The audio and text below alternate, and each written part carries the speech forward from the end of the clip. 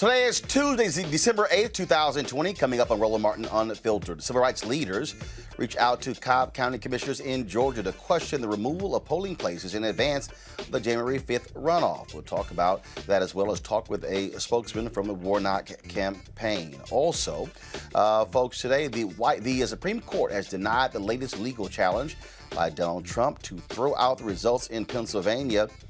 Loser.com, Donald Trump continues to lose in federal court.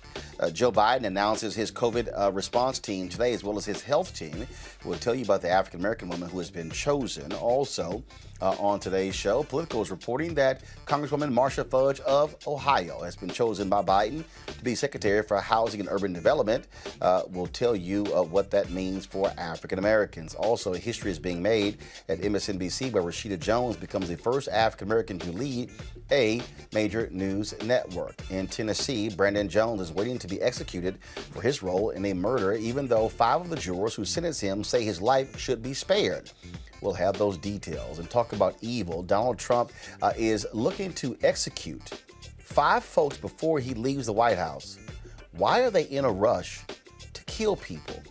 Also, COVID vaccines have begun in the UK. 2 black doctors, who we often feature here in Roland Martin Unfiltered, announced they are going to actually take the vaccine and will provide updates to all of us about how that goes. Also, Amazon pulls a doll off their website that describes a black doll's hair as colored, dirty braids. And celebrity Shell Huda is joins us for our Black Business segment to introduce her new spice line. It is time to bring the funk. I'm Roland Martin Unfiltered. Let's go. He's got it. Whatever the biz, he's on it. Whatever it is, he's got the scoop, the fact, the find. And when it breaks, he's right on time and it's rolling. Best believe he's knowing. Putting it down from sports to news to politics. With entertainment just for kicks, he's rolling. It's on go, roll, y'all. It's Roland Martin, yeah. Rolling with Roland now. He's funk, he's fresh, he's real, the best, you know he's Roland Martin now.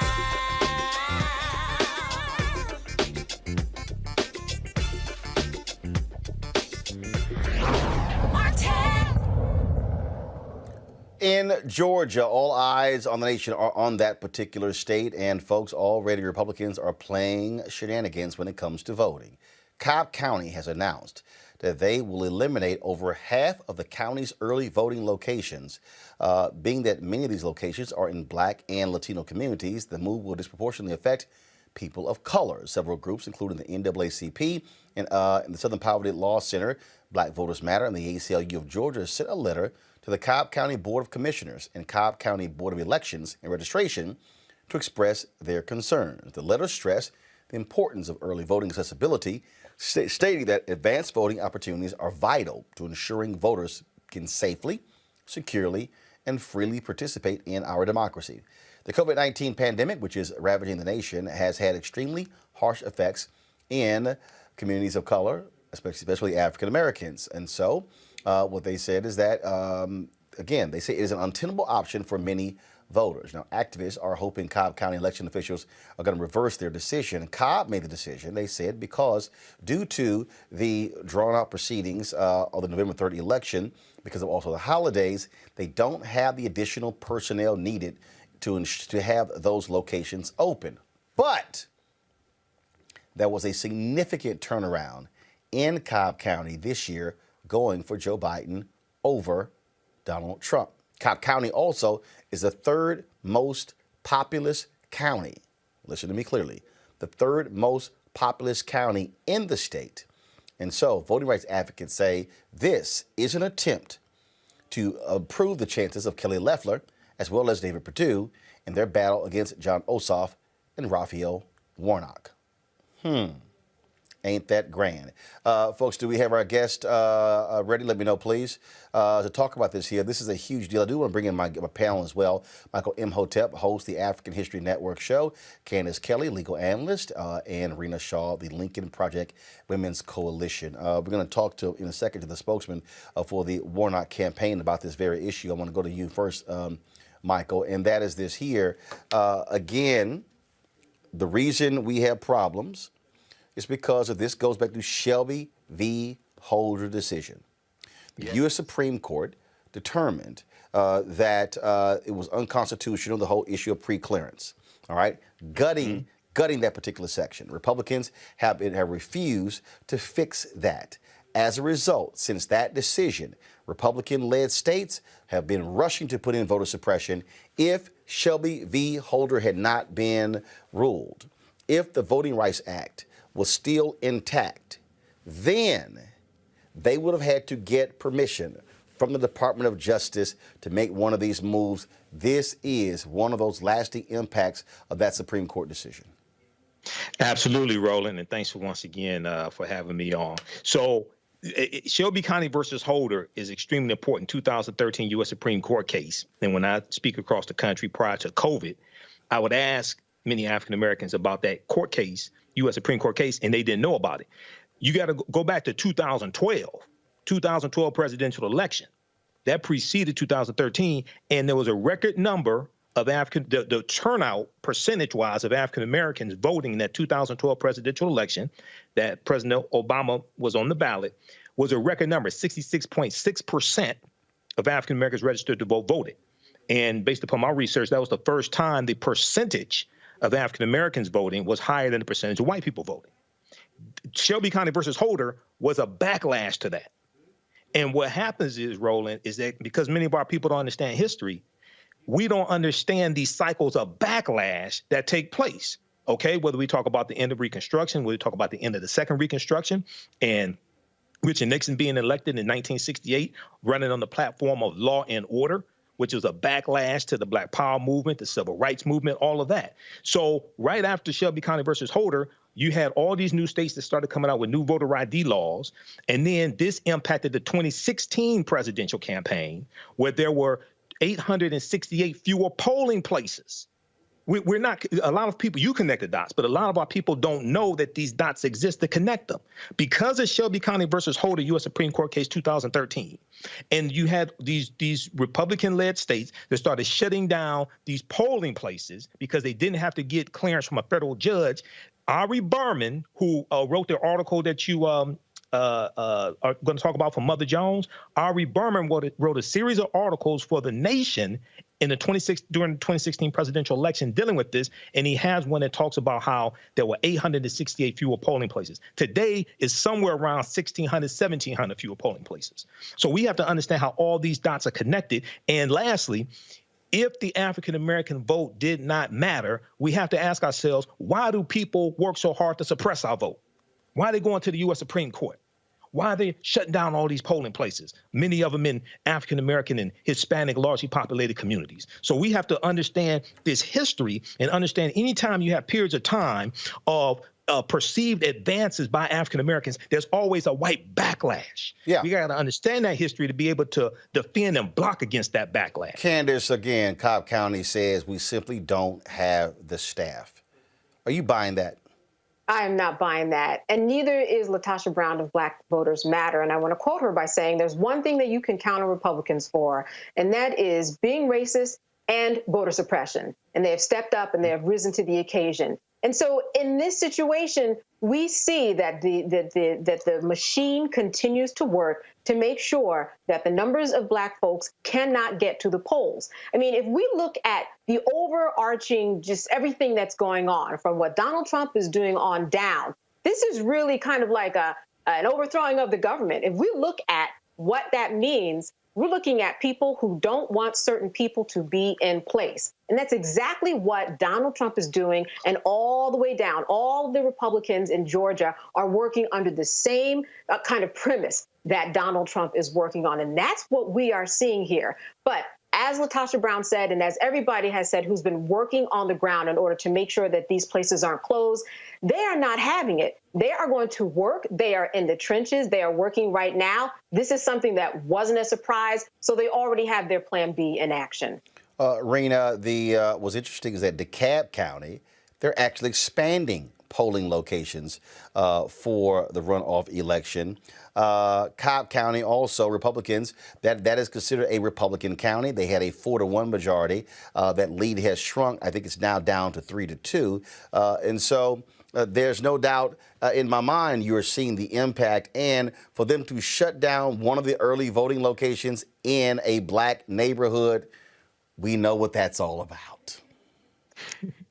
Look, I think we should talk about the facts here because we can wax on all day about what this really means for communities of color and particularly Black Georgians and how this is really disenfranchisement at its sickest, most really, really bottom of the barrel type of actions from elected officials there. But we, again, talking about the facts, turnout is everything. That's what this is all about, this runoff election.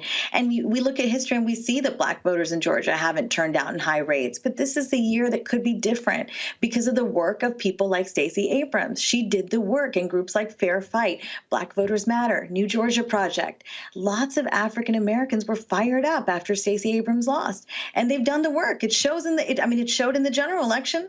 So this is going to make a dent again. This work is going to be impactful. It's going to be tough. This is an uphill battle, no doubt. But in the last 4 years, there's been a huge increase in Georgia registered voters in general. So when we look at the GOP, I see one thing happening here. And I think the GOP, frankly, at the Georgia level right now is very much sabotaging itself as well. Trump is doing the Georgia GOP no favors.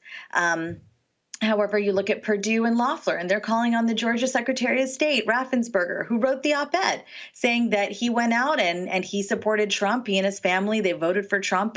After doing what he did, he suffered the repercussions that Republicans like me suffered long ago. When you fall out of line, it seems like the mob is coming for you. He's had death threats and the most vile things said about his wife. But again, Perdue and Loeffler, are really talking about Raffensperger, and they're calling on him to resign. I think that's a little bit of a sabotage technique. And then they're talking about Trump's lawyers hijacking their campaigns, essentially. So they're telling Republicans not to vote for them. This is again, all goes back to the election was rigged. Right. There's a lot of confusion. So I think maybe that actually does help the case of Democrats in Georgia.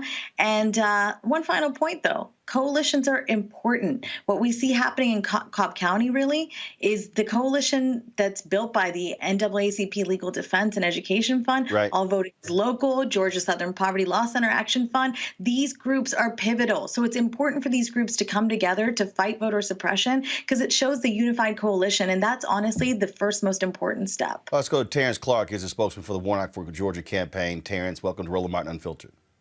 Hey, how y'all doing today? Doing great. This is a Washington Post story here. Janine Eveler, who is the Cobb County Elections Director, she says she simply doesn't have enough trained staff in order to handle these number of polling locations. Quote, we lost several of our advanced voting managers and assistant managers due to the holidays, the workload, and the pandemic.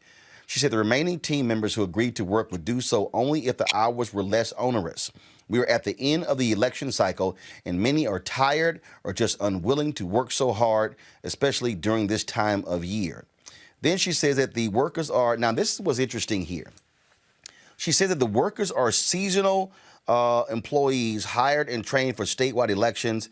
Many of them were not willing to work 14-hour days for 6 days a week for 3 weeks. Now, here's what I just sort of interesting about this, Terrence. My parents are 73 years old. They work the polls. These are paid jobs. Right. So these are not non-paid jobs. These are actually paid jobs. My experience with people who work elections is that they are seasonal, and so they work those jobs. Are y'all buying this? Thank you for having me on here again, Roland. I definitely appreciate it. And I can't speak to what the county official was talking about, but I know that with the interest that's in this race, there's so many people out here ready and willing to help work and secure our elections. You have folks like Fair Fight, ACLU, NAACP, the party, doing all types of amazing work. You can find some people to work these polls. And Reverend Warnock and John Ossoff not only put out a statement yesterday highlighting, why we need to expand access to the ballot, how important this election is, and how we quite frankly just believe in our heart that there are enough people out there willing and ready to do the work. And we'll continue raising that flag. I think that, they need the help. There's a number of people out there willing to do it. And we've been fighting for voting rights. Reverend Warnock has been fighting for voting rights for years. And I think that a number of people are a little bit suspicious about the intentions behind it. So we're going to continue trying to encourage people to go out there, early vote, absentee ballot vote, do what you can, because we see that there are clearly intentions by people on the other side potentially to limit who has access and where they can vote. 537,000 people voted early for the November 3rd race there in Cobb County. What's interesting is that Cobb County experienced, some people had wait times of 5 to 10 hours. So now, by shrinking in half, you are about to exacerbate those wait times. Right.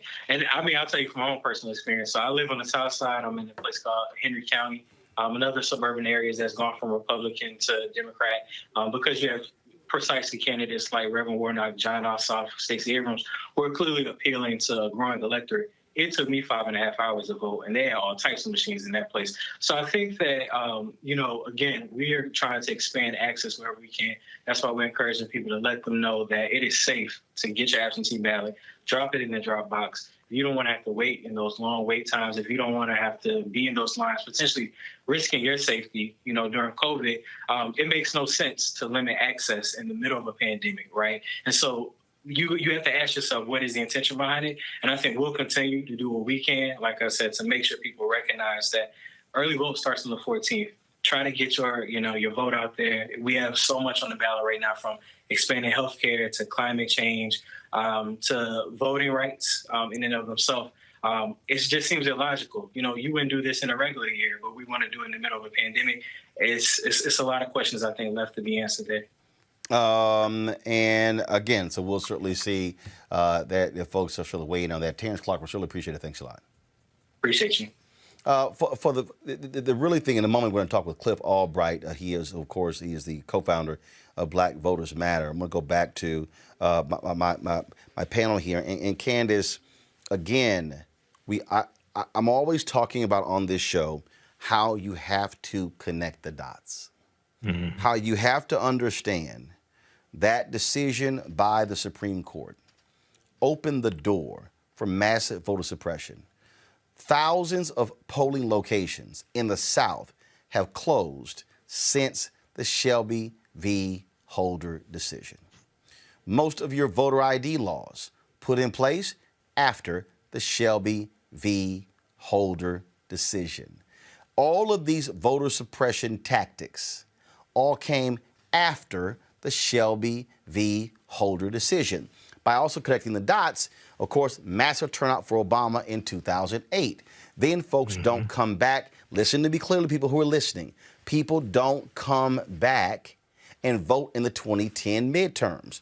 Republicans flip 16 state legislatures.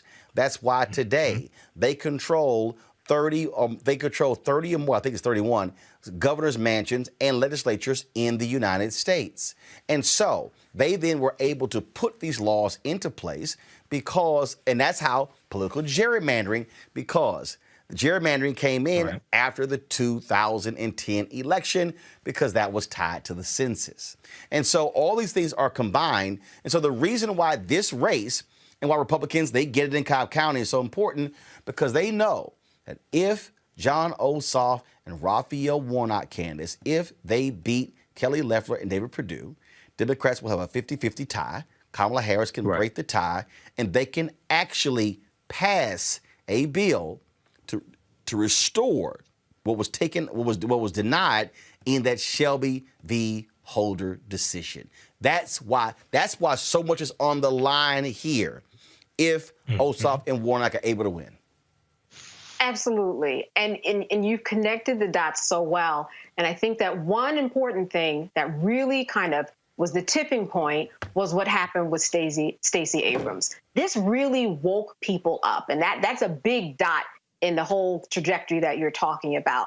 People really had their eyes open. And then she put work in, got 1 million people registered, right? We had a lot of people that were surrounded, that got around and made that happen. Also connecting the dots, we have to look at what could potentially happen in the future in terms of what the Supreme Court looks like now, because we know that it's not going to happen there. So we definitely need to look at Congress. As you said, if it's a 50-50 tie, then we've got Kamala Harris to break that tie. So there is a little bit of hope there, but people have become more awakened.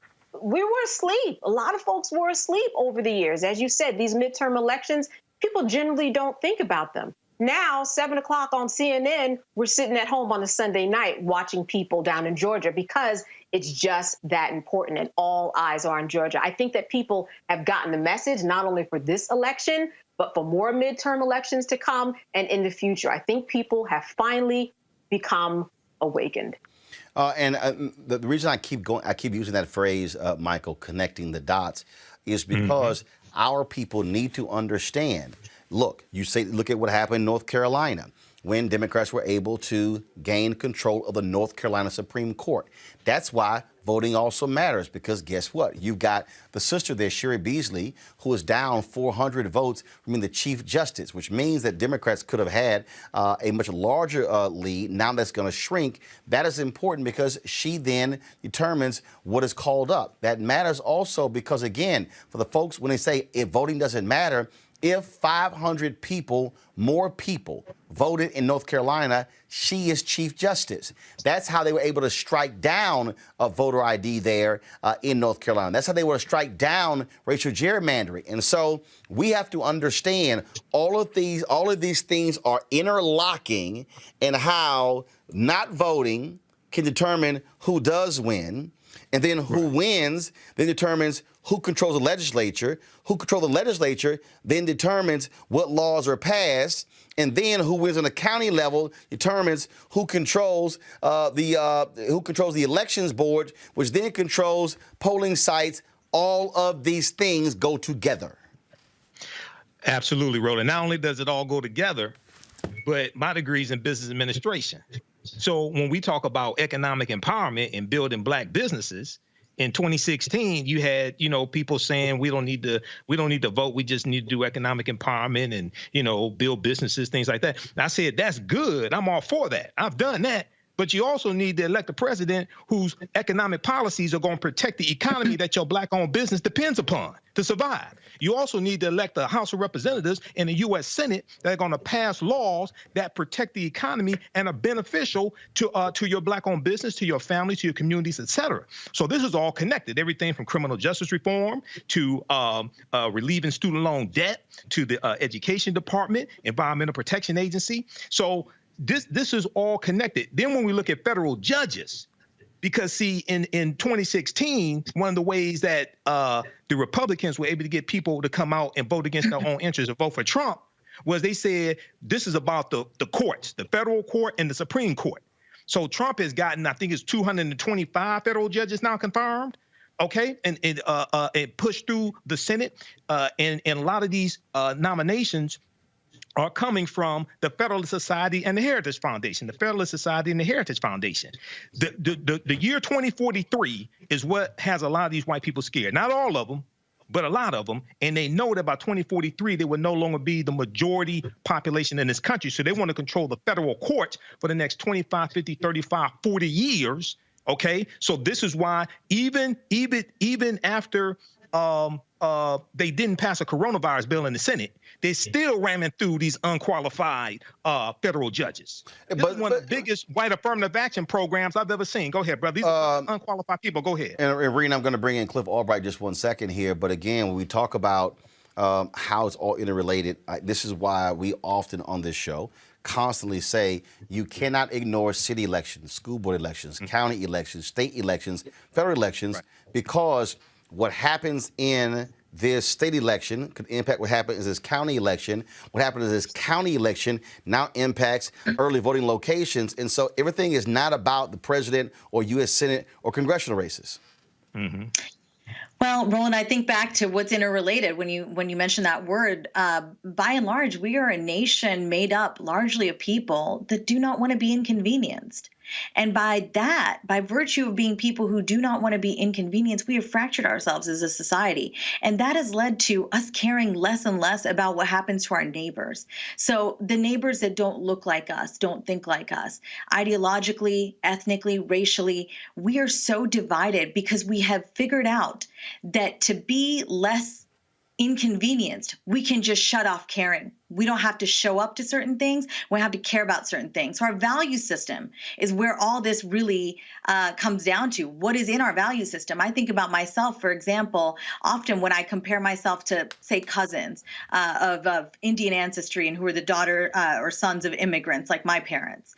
And so I think about that, and I think that it actually started at home for me. My dad got me really civically involved, got me caring about what happened in our government, not just because of my family's origin story, but literally because it was something that he weaved into our nightly dinner conversations. And he made time on the weekends to take me to an NPR event, for example. I learned what National Public Radio was at a very young age. And so it became ingrained in my family's value system. And therefore, it became something that was just natural to me when I was 18.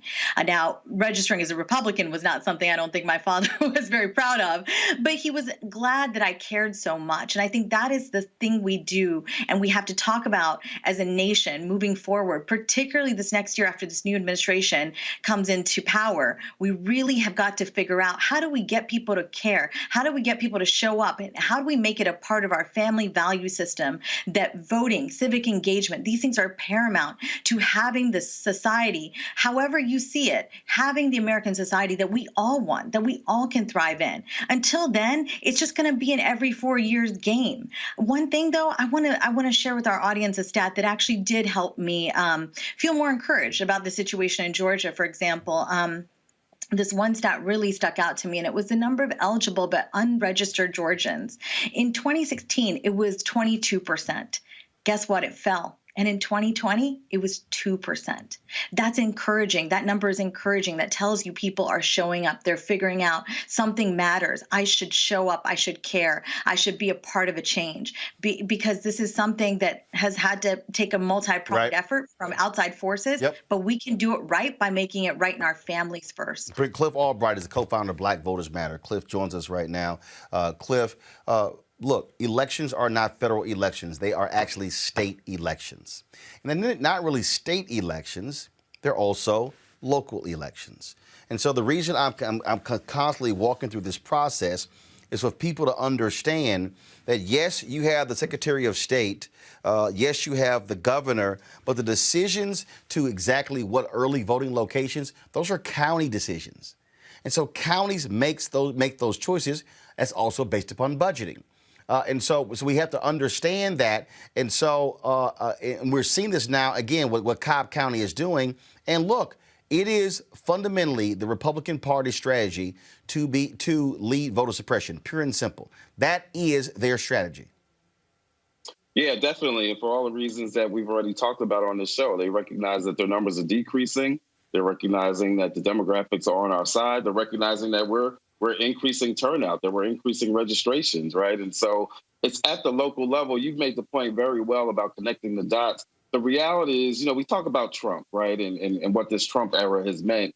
Trump didn't just happen overnight, and Republicans didn't get control of stuff overnight. You talked about, 2010. Even before 2010, they had a strategy which targeted the local level. As you said, county commissions, election boards, state legislatures. That's how they got to the situation where they were then able to gerrymander. After gerrymandering, they were then able to deepen their positions in Congress, et cetera, et cetera. If we're going to undo this, we've got to do it using the reverse strategy. We've got to do on the same strategy, but to our favor. We've got to take over the same things: county level, local level, DAs, sheriff, school board, board of elections, all of that, in order to reverse this tide that we face. And we're doing it. And that's what's taking place in Georgia. That's part of the reason that we've had the success. And that's what has them on the run. You don't cheat when you feel like you're winning, right? You cheat when you know that you're behind and that you're losing and you're scared and you're desperate. You have the folks there in Cobb County saying, "Hey, sorry, we simply just don't have the people." Again, are you buying that? Are you buying that answer? Because again, these are paid positions. People are like, oh no, they're just so tired. Again, as somebody whose parents work the polls, they ain't got no problem making more money.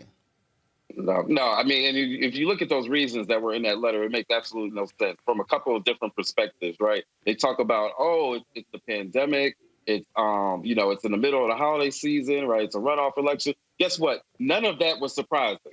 We've been in a pandemic now for 9 months, right? We knew that there was going to be a runoff. Even if you didn't know that there were going to be 2 runoffs, you knew that the other race, that the Warnock race was going to go into a runoff because it was a jungle primary, right? So we knew all these things were going to be the situation. So to use that as an excuse, as like these are things that just came out of the sky, makes absolutely no sense. And nor does it make sense, as you pointed out, that you can't find workers, right? Because again, 1, you knew that you were going to be in this situation, but 2, it's the holiday season. Like, you mean to tell me that you can't find some folks? And the truth is, you don't even have to have the poll workers that are just from that county. They could actually be from outside the county. You trying to tell me that you can't find 30, 40 workers to cover these 6, 5, whatever polling places? Wait a minute, hold on 1 second. Hold on 1 second. You're saying that to work the polls there in Cobb County, you don't have to live in that county? They could actually, if there are workers who are in DeKalb or if there are workers who are in Fulton County, they can actually hire them? That's my understanding. We can double check that. Certainly someone on your team could double check that and we can get back to you. But that is my understanding from what I read earlier today. But even if it just has to be somebody in Cobb County, you can't tell me. I know Cobb County. There are communities all over Cobb County where you can find folks that are looking for holiday money, who have skills or who can be trained, right? Which is part of the issues that we've been raising all year long in terms of the training for these situations. So you can't tell me that they couldn't, knowing that we're in this situation, knowing that we're in a pandemic, knowing that there are some older voters that maybe would normally volunteer, or not volunteer, but would normally work the polls that weren't available. There is no way you can convince me that they didn't know that they would be in this situation. At the end of the day, this is not a situation that they were trying to fix. They know what the turnout looked like, not just in the metro counties, but all over the state in Black and brown communities. And they don't want to see that kind of turnout repeat itself in this runoff election.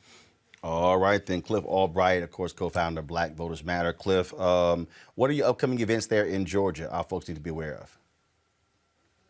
The main thing is, it's this ongoing voter suppression, right? It's and not even at just the county level.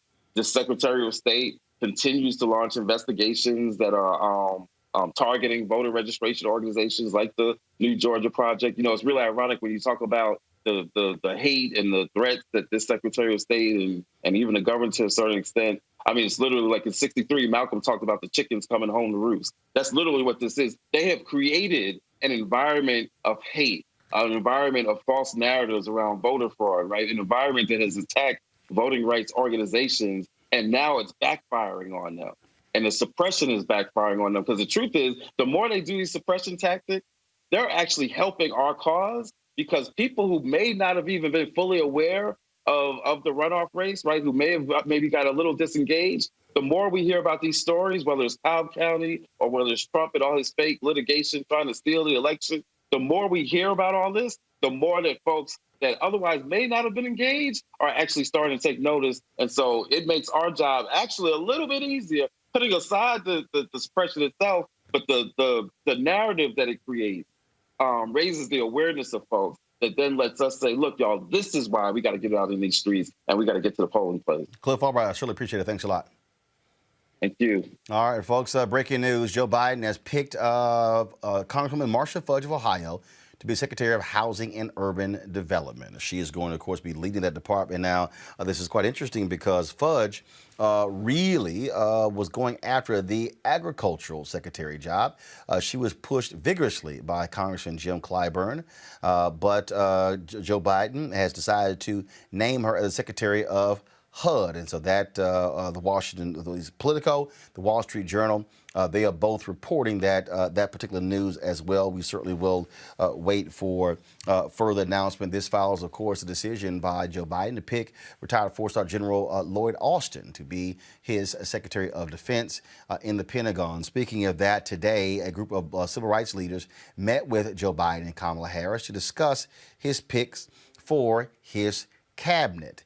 In that particular meeting there, they talked about a variety of things. In fact, the Biden campaign released a readout of that meeting. I'm going to pull it up in a second. The NAACP, National Urban League, NAACP Legal Defense Fund, Lawyers Committee for Civil Rights Under Law, National Coalition of Black Civic Participation, Melanie Campbell, they were all in that particular meeting. And the idea, again, was all about the issue of the various appointees. And so, again, this is the email here that I received from the Biden-Harris team. If we can go ahead and go to my iPad. The readout says, today the president-elect hosted a virtual meeting with civil rights leaders, joined by Vice President-elect Harris and Congressman Cedric Richmond. President-elect Biden thanked the leaders for meeting with him for their support and counsel over the years and expressed the desire that this was the first of an ongoing relationship with this administration. They discussed their joint priorities, including advancing racial equity across the board, enforcing civil rights, and assembling a diverse White House and cabinet that represents America. They expressed the need to make sure the public knows the historic nature of many of the president-elect's diverse nominees and the need to galvanize the community around making sure that the Senate confirms them. The president-elect was joined by Melanie Campbell, President and CEO, National Coalition on Black Civic Participation and convener, Black Women's Roundtable, Kristen Clark, President Executive Director for the Lawyers Committee for Civil Rights Under Law, Sherlyn Ifill, President and Director Counsel, NAACP Legal Defense Fund, Vanita Gupta, President and CEO, the Leadership Conference on Civil and Human Rights, Derek Johnson, President and CEO of the NAACP, Mark Morial, CEO of the National Urban League, and Reverend Al Sharpton, President and founder of the National Action Network. That was that particular meeting. Now, earlier in the day, Joe Biden also unveiled his health team. And one of the folks who he named to the health team there, of course, he picked, you see Dr. Vivek Murthy, who is returning as a Surgeon General. You also have of course, one of the leaders in California is going to become Secretary of HHS. And so that's the team right there. But you see his COVID task force chair, Dr. Marcella Nunez-Smith, who was picked. This is what she had to say today. Mr. President-elect, Madam Vice President-elect, thank you so much for this opportunity to serve the American people. I'm proud to go to work with leaders who are deeply committed to science and to centering equity in our response to this pandemic, and not as a secondary concern, not as a box to check, but as a shared value, woven into all of the work that we do and prioritized by every member of the Biden-Harris team. I'm enormously thankful to my research team and to my colleagues, to President Salovey and the other leadership here at Yale for supporting me in this work. And I'm grateful to all of the researchers and advocates who've blazed the trail, whose work on health equity and racial justice too often went unbelieved or overlooked across the generations. Most of all, I'm thankful to my family, to Jesse and our 3 children for their unwavering support and humor, and to my mother and her mother for modeling kindness, generosity, and courageous leadership through service. I have wanted to be a doctor since I was 6 years old, and I'm a proud general internal medicine physician today. But as I grew up, I came to understand that there were deeper dimensions to health beyond what I saw in the human biology textbooks that I borrowed from my mother's bookshelf. I grew up on St. Thomas in the US Virgin Islands, a place where people too often died too young from preventable conditions. My own father had his first stroke in his 40s and was left paralyzed. I learned there was a term for what we were, an underserved community, marginalized by place, and by race. In my medical training, I saw countless patients whose conditions were shaped by factors having nothing to do with science and everything to do with broader social inequity. And now the COVID-19 crisis has laid those inequities bare. It is not a coincidence, and it is not a matter of genetics, that more than 70% of African Americans and more than 60% of Latinx Americans personally know someone who has been hospitalized or died from COVID-19. The same disparities ingrained in our economy, our housing system, our food system, our justice system, and so many other areas of our society have conspired in this moment to create a grief gap that we cannot ignore. It is our societal obligation to ensure equitable access to testing, treatments, and vaccines, equitable support for those who are hurting, and equitable pathways to opportunity as we emerge from this crisis and rebuild, including for those most marginalized communities, the undocumented, the incarcerated, the homeless. I'm grateful for this chance to continue this work, to earn trust and to find success through genuine partnerships with the people and communities who've been hit the hardest during and before the crisis. On this team, you will be heard, you will be counted, and you will be valued. Thank you. Smith is a professor at the Yale School of Medicine and the founding director of Yale's Equity Research and Innovation Center, and she will serve as the COVID-19 Equity Task Force chair.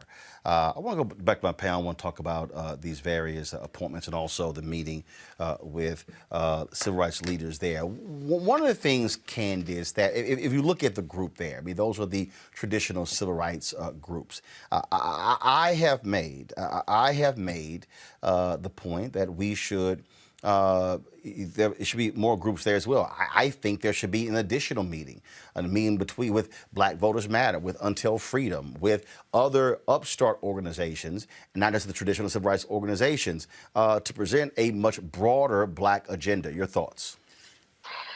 Absolutely. First of all, I want to say that I just loved everything that Marcella said. And I think that that opens some doors for people to really understand and see Black women in a new light, because many times they're just underexposed.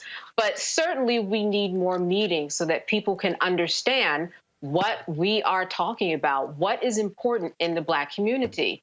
One way that you find that out is you bring them to the table. And you don't bring them to the table just once for some type of a media event. You make them part of things that are going on. They have to be integral so that as things change, as things grow, as subjects come about, there can be people there who can guide them on what's really going on at the bottom, and what they need to know. They certainly know what people are thinking about at the top, but it's the people at the bottom and the middle before you get to the top that really want their voices to be heard. So it's not just enough to stop at this one meeting or to have 2 or 3 meetings. And as we know, Biden, when he made his acceptance speech, or when he declared and said, okay, yes, when it became about that he was declared president, he said, hey, African Americans have always shown up.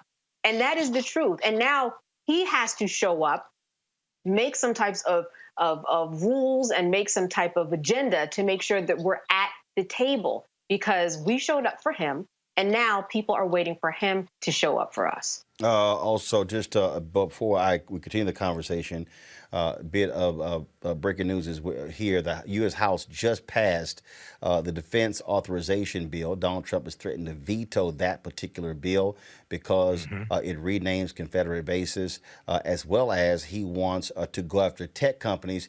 It passed with a wide margin, meaning that if he does indeed veto it, they could actually override his vote. We'll see what happens with the Senate, and then if he does indeed go through with this threat to veto that bill. So just letting you know that. Michael, I'll go to you again. Look, I get the civil rights groups wanting to meet with him about appointments. That is critical. There are other positions, You know, there are other positions Attorney General. that come up that as he begins to feel it out.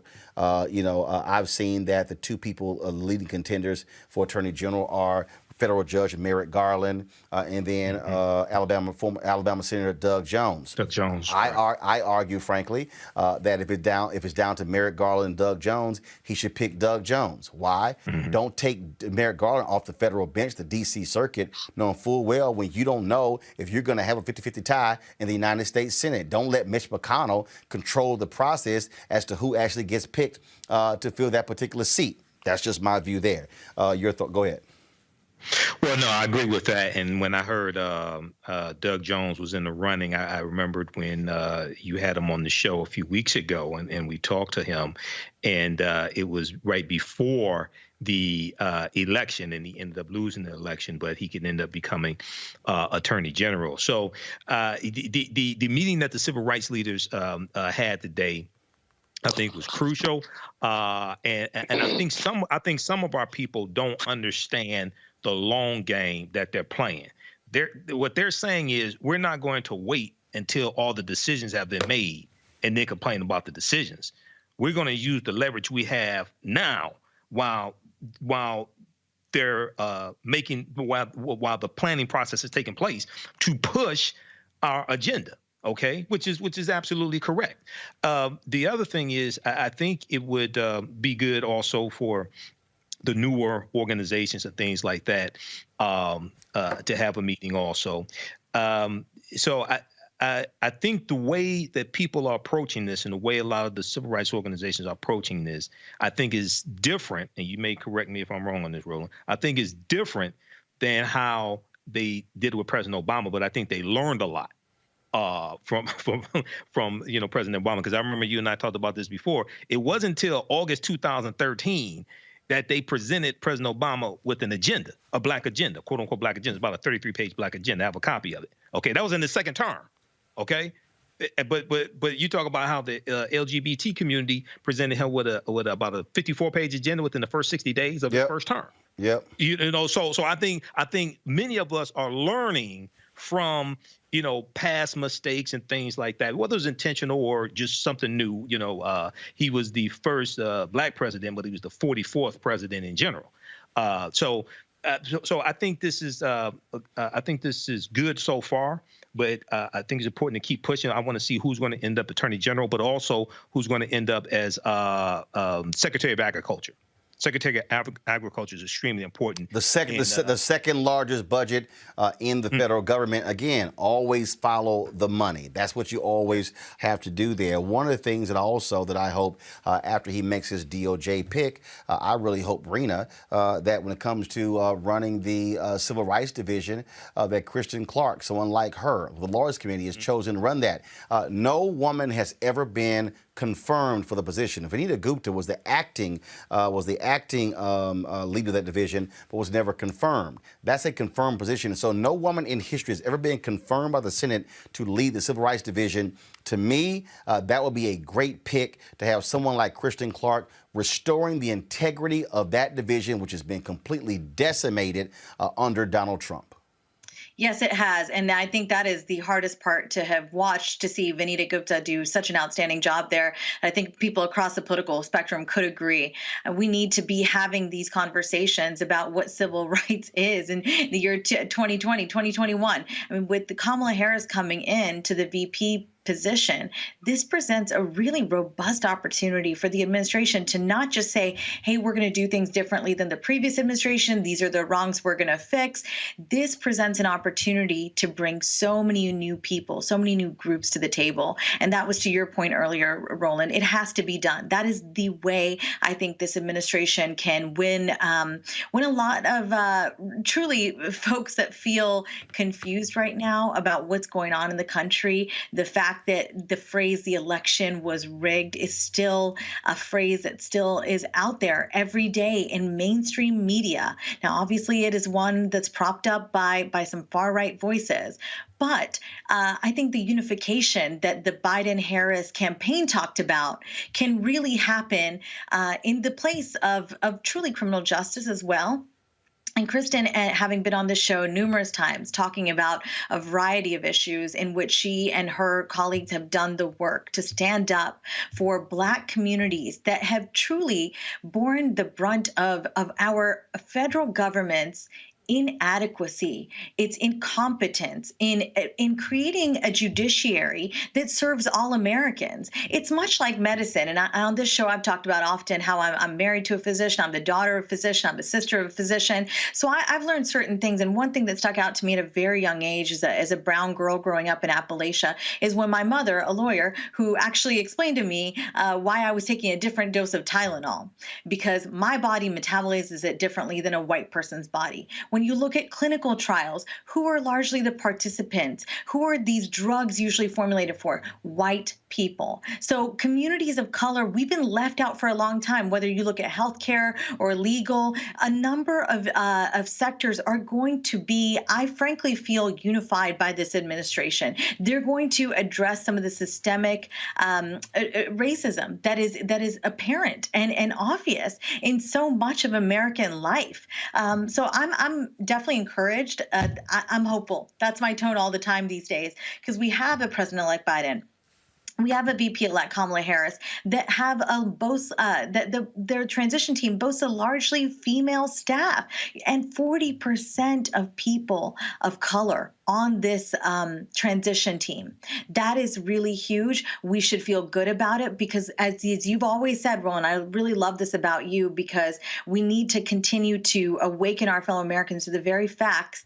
And the fact is, if we don't have more people of color in mid-level roles, in sort of senior roles, how do we ever get them to the top? There is no pipeline. So it's good to name people to the top. We need to do that, but we need to create the pipeline for people of color as well. And I think this administration is well suited to do so. They're already laying the foundation for such. Folks, of course, other news. The Supreme Court weighs in on the campaign. We might as well play this. We only have 40 some odd days left to play this, so go right ahead.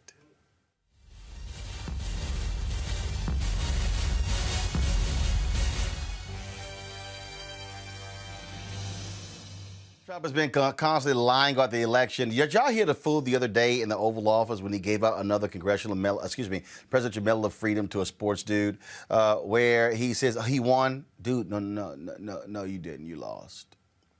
You lost. You lost. And he's lost so much in the courts, Candace. It's embarrassing.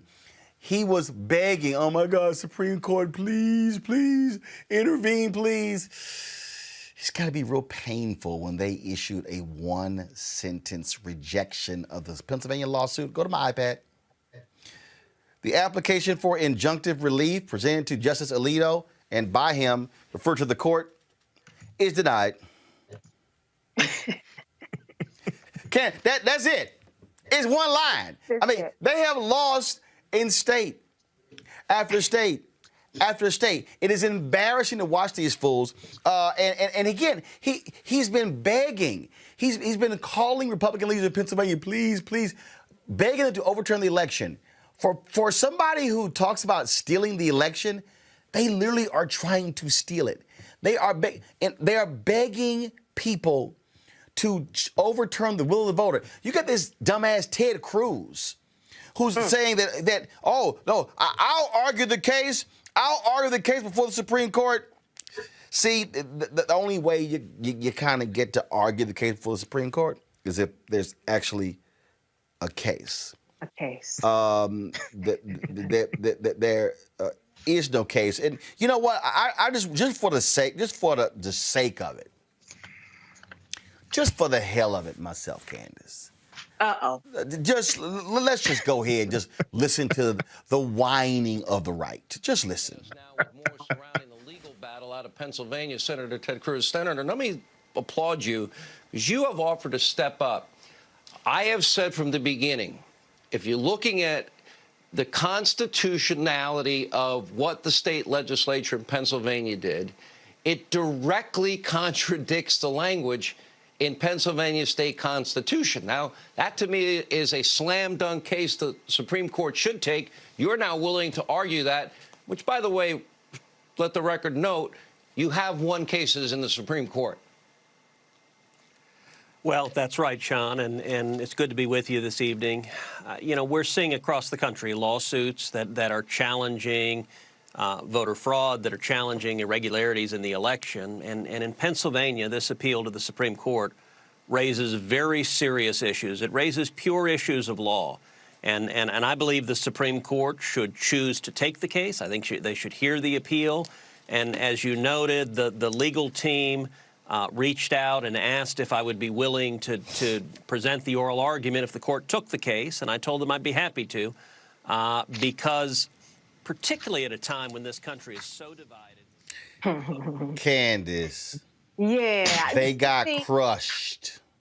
They got crushed in one sentence. And when you look at all of the facts, what we're looking at basically is a frivolous lawsuit. I mean, if you're going to go to court, you have to have something that you are arguing with facts that make sense, that could be decided one way or the other. Here's the thing. The decision has already been made. When the Constitution says we the people, guess what? We the people. And we have voted, and we have already spoken. So we have about 250 lawsuits across the country, and they keep being defeated. None of them have won. He's trying to create this narrative because he just doesn't know what to do.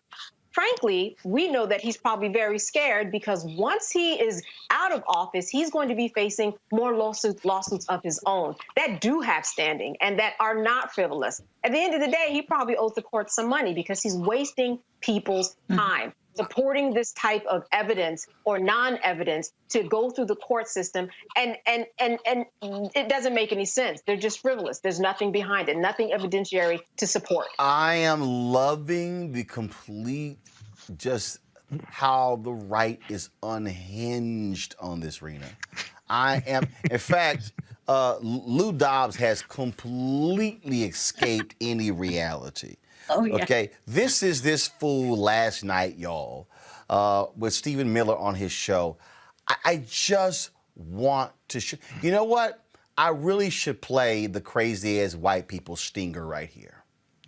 I really should, because this, just, if y'all want to see Looney Tunes, watch this. Americans do nothing, Stephen. Nothing. It's an outrage. Is wrong? Well, what's wrong with the Republican Party? Where is the outrage? It's really on the tens of millions of ballots. Where the hell are the Republicans? No signature checks. Where the hell are the Republicans? You're right, Where Lou. are they? Tens of millions of ballots nationwide, no signature checks, no citizenship checks, no residency checks, no age checks, no criminal record checks, not even checking if you're alive or dead? Are we a third world country? Are we a banana republic? What does it come to?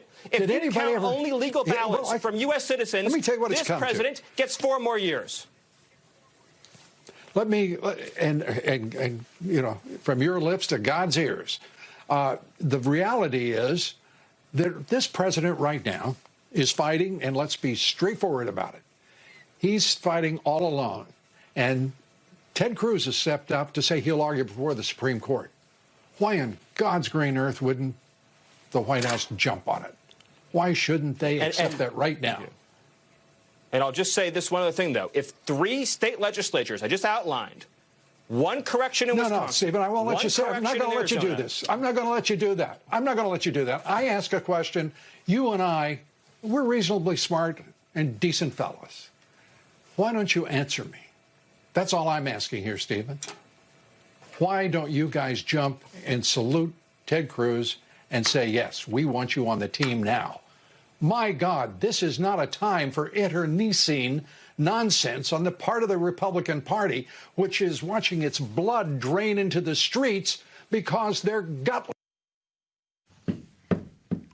I just got to play one more, y'all. He literally, so Mark Elias is one of the attorneys who's been whooping their ass in court. I mean, first of all, numerous people have been kicking their asses in court, okay? Lawyers committed Pacific Rights under law, many others. Listen to Lou float this one, y'all. I just got to show y'all crazy. I just got to show y'all. Watch this. Mark Elias, why don't you guys put together $500 million and go hire him and get him out of your way? Mark Elias. Why don't you guys put together? Wait a minute.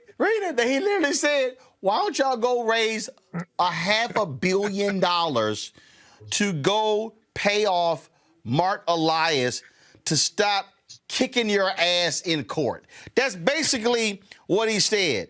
He said, Mark Elias is whooping y'all ass, and I'm laughing because this is Mark Elias' Twitter feed. He's showing you all of the times. Go to my iPad. Look at this. He goes, victory, victory, victory, victory. He's showing all of the. He goes, what was filed, and he goes, victory, victory, victory. Oops, another victory. And he's just going on. And this is what he tweeted to what he said. He said, I've decided to turn down the money and keep my soul, but find out what Lou Dobbs thinks is worth $500 million and sign up for my free email newsletter. Rita, go ahead. Oh, man. I mean, I think that's a lesson in grade A classy trolling. I mean, Mark Elias really taught us how to do it right. This is man, Roland, how much time we got tonight? Because there's a lot to peel off here for someone like me who made her entire career on the right and now has to deal with seeing these same people be triggered, lose their darn minds about what's happening to their frivolous lawsuits. And Ted Cruz, for a minute, can we just back up and remember this is the guy who Trump insulted by saying something about his wife, not just and his daddy. And his dad. That's right. And his dad. Calling his dad what? The guy who assassinated who killed Lee Harvey Oswald.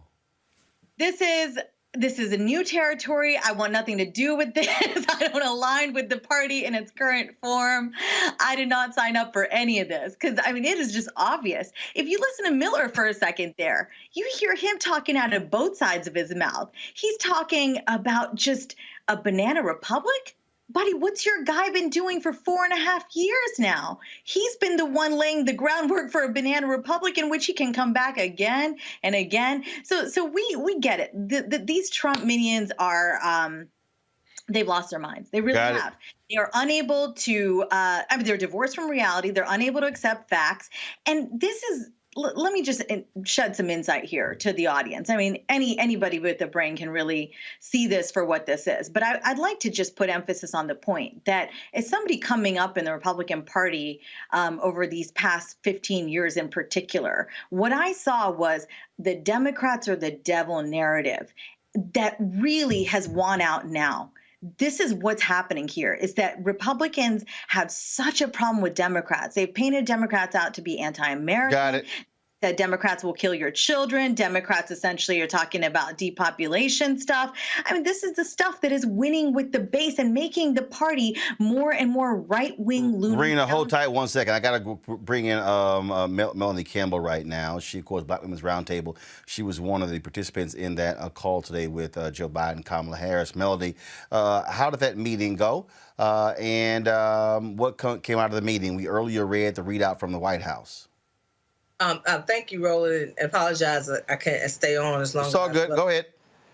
Can you hear me okay? Yeah, we got you. We got you. Go ahead. Okay. Sorry, I'm having some audio technical things on my end. So. We got you. Go ahead. Okay. Well, I thought it was very good. A very good meeting. It was close. Of course, President-elect Biden and Vice President-elect Harris. And so I think one of the key things was that there was definitely a strong consistent commitment on dealing with issues of racial justice. When it comes to what I focused in on was the conversation around Black women, the role of Black women. Definitely thank them for selecting Harris and also Harris. All right, having some issues with Melanie's Skype right there. Let's see if we can get Melanie back with that. So I know she has another interview to do. So let me know if we have Melanie back there. Real quick, Michael, I want to go to you. When you see these Republicans losing in the courts, but you also have the Republican Party, who's absolutely nuts, because today. A very basic function where Congress votes on a resolution telling American people they're planning for an inauguration. The Republicans wouldn't even vote for that. Right. So the message to Joe Biden should be, dude, stop saying they're going to work with you. Okay? Joe Biden had better understand something right now. They are not going to work with him. The Republican Party today, they are the party of Trump. Trump is going to announce on Inauguration Day that he's running in 2024. He wants to freeze everybody out. He is the only way you are going to get rid of Trump, you have to perform an exorcist in the Republican Party. And what he is doing, all these lawsuits and the money he is raising, he has these idiots like Sean Hannity, idiots like Lou Dobbs, idiots like Mark Levin, all of these idiots out here in conservative radio, on television, the idiots at OAN, the idiots over at Newsmax as well. These people, oh my God, it was all stolen, and they are so dumb. They've given this man $200 million to fight legal challenges. When you getting your ass whooped, when you're 1 for 51, you got to be stupid to keep giving somebody that money. But they're not going to work with Joe Biden. The fact that they are unwilling to say, Donald Trump, shut the hell up. Because here's why. Because what Trump is doing, those voters, they ain't voting Democrat ever. When they say this is Trump's base, no, it's the Republican Party's base. And that's what they're doing. The Republican Party of old ain't coming back. Rena ain't coming back. No, so bottom line is here. So matter of fact, y'all might want to stop calling yourselves Republicans because it ain't coming back. Michael, what they are showing, when you can't even vote on a simple resolution, that's all you need to know. Well, these are a bunch of cowards. But see, on my show, Roland, I talk about how these Trump supporters who keep donating money to so they can file these frivolous lawsuits. These are people who have not realized that wrestling is not real. This is who they are appealing to. And when you look at wrestling, everybody's in on it except the audience. See, the announcers, the managers, the people in the ring, everybody knows it's fake except the audience. Now, one person who donated $2.5 million to these frivolous lawsuits has realized that wrestling is not real. His name is Frederick Eshelman. He donated $2.5, TheGuardian.com and Business Insider got an article on this. We talked about this on my show. Trump supporter who gave $2.5 million to fight election fraud wants money back. He's suing them to get his money back because he realized wrestling is not real. So they have to keep going with the bit. They got to keep going with the bid line. That's what Stephen Miller was doing. He knows it's time to call the Jim James, Paul and Tyrone Moving Company. He knows he got to leave January 20th, 2021, but he has to go with the bid. So personally, I got no sympathy for them. They're suppressing their own votes in Georgia. They can't figure out whether they're going to turn out or not turn out or whatever. They can't figure out which line Republican to listen to. So personally, this is the chickens coming home to roost. Okay, what we got to focus on January 5th, 2021, we got to focus on voting for Raphael Warnock and Ossoff. So that Democrats, and I'm neither Democrat nor Republican, but I sure as hell ain't stupid. I see whose policies are most beneficial for us and who's blocking those. So Democrats control the Senate, and we can push these bills through and push these Republicans out. I need everybody who is watching right now, all of you who are watching on YouTube and Facebook and Periscope, I need you to understand what we are about to go through. I have been warning you about this. 2009, I said, we're living in the age of white minority resistance. Right. With the election of Obama. The election of Obama led to the election of Trump. White minority resistance. It is happening. Y'all, these people are unhinged. These are the same people who surrounded the home of the Secretary of State of Michigan the other day, saying the election was stolen, and they were armed. Understand what is going on here, and Donald Trump is going to continue to whip these people up and whip them up and whip them up. And unless a Republican with guts stand up and says, stop it, enough like Senator Pat Toomey, who said what you're saying about Pennsylvania is a lie. They're now attacking Brian Kemp. Mm-hmm. Trump called Brian. Trump. They're now calling. So Kayleigh McEnany was just. Oh my God, Brian Kemp. He's awful. He's just y'all. They are completely. I'm just telling you right now. Just be prepared. I need to bring in Melanie Campbell back. I think we got her signal straight, and so we got Melanie back. Melanie, I was talking about just how unhinged these Republicans are, and they're going to continue to be that way. Again, just give us the readout real quick of the meeting with Biden-Harris. And I'm not sure where it cut off, but the key was that we talked about really being committed to dealing with the issues of racial injustice in this country, things like voting rights and the like. But I also focused in on Black women being on the statutory positions on the cabinet. He also said in that conversation that he was definitely looking to have at least a couple of Black women. I think since even while we were on the call with them, I think Marcia Fudge came out that she would be HUD secretary. It didn't come out in him saying that. Yeah, it's been announced, yes. But it came out on the media. But listing that we expect as for Black women who gave 90% of our vote to see ourselves represented. Many of my other colleagues also talked about other African Americans, but men as well, and the need for to make sure that whoever is selected for Attorney General, how critical that position needs to be. That would have the kinds of experience to be able to address some of these critical concerns in our community. Folks mentioned folks like, a couple folks did mention folks like Tony West and Deval Patrick, for example, would be some of the folks that would be definitely excellent for those positions. We talked about. You mean for attorney? You mean for Attorney General, Tony West or Deval Patrick? Yeah, Attorney General. Sorry. Right, because what I've been hearing is that Doug Jones and Merrick Garland are at the top of that list. I did not know that specifically, but what we talked about was the need for African Americans, and that we expect from African Americans to be represented well in those statutory cabinet positions. That was our focus. All right, then. Well, we certainly appreciate it, Melanie, for giving us that update, and then we'll see what happens. Thank you. All right, okay, thanks so much. I appreciate it. Folks, I wanted to talk about this here.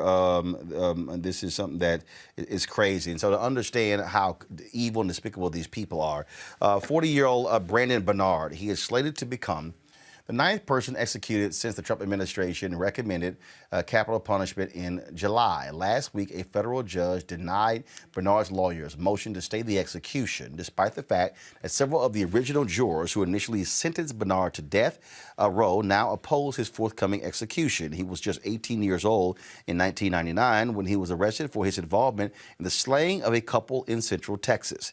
The incident began as a foiled carjacking, but ended with the husband and wife being shot in the head. Bernard was an accomplice in the act and allegedly believed the couple was already dead when he was then told by the gunman to set the car on fire.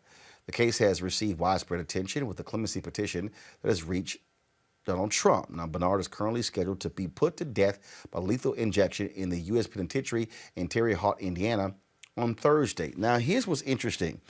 This actually marked the 13th execution. I'm sorry, y'all, not 9th, the 13th execution since July. There was a 17-year hiatus when it came to the death penalty on the federal level. But this is a line, Rena, out of this AP story. It says this will cement Trump's legacy as the most prolific execution president in over 130 years. He'll leave office having executed about a quarter of all federal death row prisoners, despite waning support for capital punishment among both Democrats and Republicans. Rena, what's crazy here is, what are you in a rush for? They are literally rushing to put 5 people to death between now and Inauguration Day. Mm-hmm. It's a sick move. You know, it's one that I think really solidifies in the minds of a lot of us who are not mental health professionals or anything. But this president is a sociopath. He is sick in the head. And this really, I think, counts to him as doing something. So he can say he did something. I want to tell the audience I've been affiliated loosely and a supporter of conservatives concerned about the death penalty for a number of years now. I think that the Republican Party, what I've seen as I've made my career in it, has railed against abortion, anti-abortion. Everything is about, life, life, life. Well, if you care about life so much, what's with executions? What's with playing God, essentially? And so I really believe that we've learned a lot about the death penalty in the last 40 years in particular. And for 3 decades, what we've seen is our elected officials tinkering with the death penalty in an effort to essentially make it more accurate and effective. But the system continues to fail. And that's the problem I have with the death penalty. A number of Republicans in Congress do not have this issue. Like I said, again, these are the same people that speak at the March for Life rally every year. So if you're a conservative out there listening, I mean, this is a great group. Go check it out. Conservatives concerned about the death penalty. Here in Virginia, I'm a supporter of and affiliated with the Virginians against the death penalty. There's a lot we can do to talk about this. I mean, Trump is, there's a number of words we could use. I mean, he's talked about bringing back the firing squad, poison. I don't think that's going to happen. But the pace at which they want to kill people, federal government to kill people, that should disturb every American. And about Brendan's case, wow, rife with inaccuracies. And I think what we know now, what courts use now, the forensic work that's been done by professionals to modernize that science, that did not benefit him back then. Well, it's just evil. It's just evil. And in fact, Candace, I want to read this here. Go back to my iPad, please. This is from the Associated Press story. Not since the waning days of Grover Cleveland's presidency in the late 1800s has the U.S. government executed federal inmates during a presidential transition. Cleveland was also the last presidency during which the number of civilians executed federally was in the double digits in a year, with 14 executed in 1896. But I want you to look at this chart here. It says death penalty in the United States, and it goes back to when the death penalty was restored, Candace. You see there, the orange represents the states. The blue represents the federal government. There was an execution there in 2001. There was an execution in 2003, and then I believe that was that McVeigh? I can't remember when he got executed.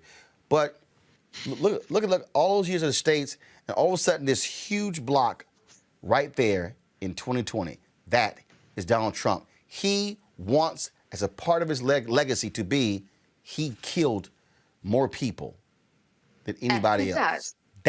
He wants that as his legacy. He does. And we can also blame Attorney General Bill Barr, because he supported this and said that, yes, this can happen. It can happen quickly. There's a show that I watch called Botched. It's about plastic surgery, but it could be about the criminal justice system, because there's so many botchings as a part of this case. I mean, there were parts of this case on appeal where there was not even an opening statement that the attorney gave. And then, as we've talked about before, we had some junk forensics, junk science here. You had poor counsel. You also have someone who wasn't given the benefit of the doubt that their age actually played a part in this. This is a guy who just turned 18 at the time. I think he's 40 years old now. Everybody, think about your 18-year-old self. This is why we have age limits. Let's say you have to be 35 to be president of the United States. This is why we don't have juveniles that will suffer and go through the death penalty process. This is someone who just turned 18. There are so many studies that have showed how the development of an 18-year-old male's brain kind of happens, and it doesn't happen as quickly as it does for somebody else, obviously, who might be older or a different sex. So this case has just been botched from the beginning, let alone the fact that you have former jurors who have spoken out and said, my goodness, I am so glad that these days have come where I can finally speak and say my truth, that I don't believe that this man should have been put on death row. I think that one thing that is working in his favor, and we're talking about the clock ticking, and the clock ticking mean that when President-elect Joe Biden comes into office, he doesn't believe in the death penalty, so there might be some time that could be bought. On his side, though, if he gets the celebrities, if he gets people working for him on the ground. I mean, listen, look at Kim Kardashian. Whether you like her or not, she was in the president's office and she did get somebody pardoned.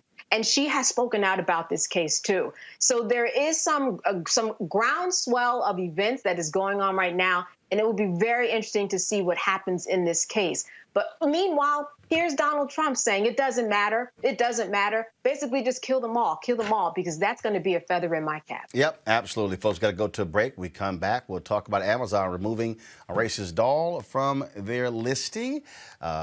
It's kind of basic, really. It's kind of basic. Also, Chef Huda joins us for our Black Business segment, talking about her new spice line. All right, y'all, more on Roland Martin Unfiltered after this break. This generation, which gets so much inspiration from entertainment. You know, this generation is influenced. I mean, every generation has their influence. But I would argue, by and large, when you talk about Harry Belafonte, or you talk about, you know, how it was, you know, in the 60s, 70s, and even 80s, there was, you know, you had the entertainers, you had the church, you had the activists. In our day and time, you know, the church is somewhat losing its influence. Entertainment influence is growing. The activists are losing their influence. So where do most, you know, this younger generation go? They go to entertainment. You know, and so the influencers in entertainment can actually move the needle. And when you see people become active, I love how this younger group of people are saying, wait a minute, we don't like what just happened with Kavanaugh. We're going to do something about it. We don't like the fact that there's no gun control. We're going to do something about it. And I do think that as tragic as these events are, they are becoming more galvanizing to get this younger group of voters, which is so influential, to get out and do what we know they can do, which is to help move the needle in a massive way.